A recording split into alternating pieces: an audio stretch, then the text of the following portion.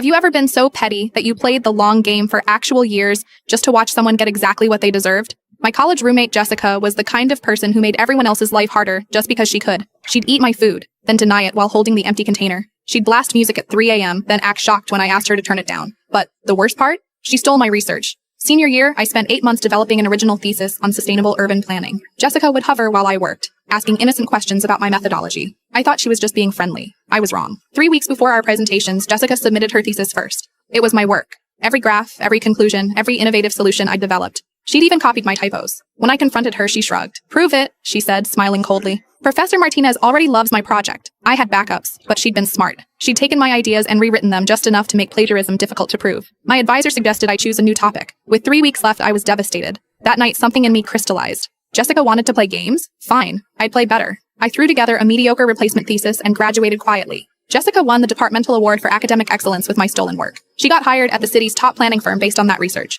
Meanwhile, I took a job at a small nonprofit, making half her salary. For 3 years, I watched her rise. She became the firm's youngest senior planner, landed magazine interviews, spoke at conferences about her innovative approach to urban sustainability. Each success built on my stolen foundation made my resolve stronger. During those years, I built something Jessica couldn't steal, a real reputation. I worked with community organizations, published papers, and most importantly, kept developing the research she'd appropriated. I knew those concepts better than anyone because they were mine. I also kept detailed records of everything Jessica posted online about her work. Screenshots of interviews where she explained methodologies she'd never actually understood. Videos of presentations where she stumbled through questions about her own supposed research. By year 4, I'd earned my master's degree and caught the attention of the State Planning Commission. They offered me a position reviewing major development proposals, including ones from Jessica's firm. That's when I saw it. A massive waterfront development proposal, spearheaded by Jessica. She was using the same stolen concepts, but she'd fundamentally misunderstood the environmental impact calculations. Her plan would destroy the local ecosystem within 5 years. I could have simply flagged the errors in my official review. Instead, I did something better. I reached out to the environmental groups she'd failed to properly consult.